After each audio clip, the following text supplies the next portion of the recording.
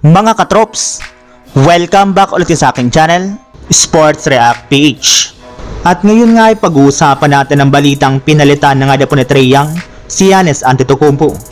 Pag-uusapan na rin nga natin dito sa ating panibagong video, ang balitang malapit na nga po sa top 3 ang Los Angeles Lakers sa Western Conference.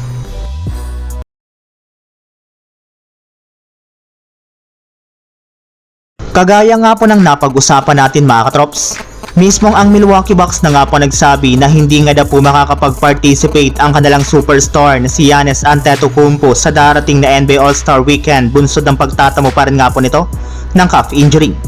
Lingid nga po sa inyong kaalaman mga katrops, out na nga po si Giannis sa Bucks simula pa ng nagdaang February 2 matapos sumakit ang likurang bahagi ng kanyang binti at kakailanganin pa nga po nito ng mahigit sa isang linggo para tuluyan siya makarecover mula sa kanyang injury.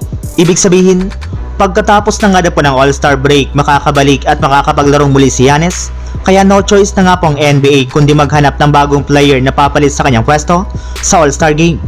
At ayon nga po sa official na ibinalita ni Shams Charania ng ESPN, ang pumalit nga po sa kanyang pwesto bilang All-Star sa koponan ni Charles Barkley ay walang iba kundi si Trae Young ng Atlanta Hawks na matagal na rin naman nga pong hinihintay ang pagkakataon na maging All-Star muli ngayong season. Samantala, tuon na naman tayo sa ating sunod na pag-uusapan sa balitang malapit na nga po sa top 3 ang Los Angeles Lakers sa Western Conference. Kahit man nga po mga katrops naging limitado lamang ang playing time ni Luka Doncic sa kanilang game laban sa Utah Jazz, ay pinakita pa rin nga po nila dito kung gaano sila kadominante matapos nila itong tambakan.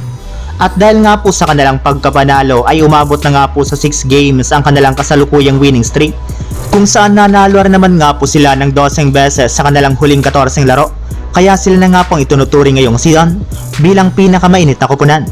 At hindi na nga po nakapagtataka bakit umangat na sa 32 wins at 19 losses ang kanilang kasalukuyang record sa standings ng Western Conference bilang ikatop 4.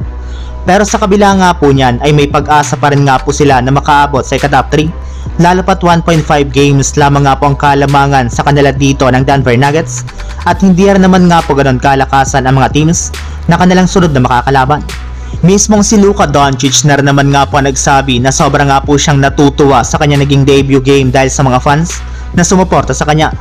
At naniniwala nga po siya na mas kakatakutan pa nga po ngayon ng Lakers, lalo pat kita nga po niya kung gaano kakonektado ang lahat ng mga players dito, mapa-opensa man niya o depensa. So yun lang mga katrops, ang handog kong story ngayong araw. Sana nag-enjoy kayo, please like and subscribe my YouTube channel, Sports React PH, para sa iba pang story at update patungkol sa NBA.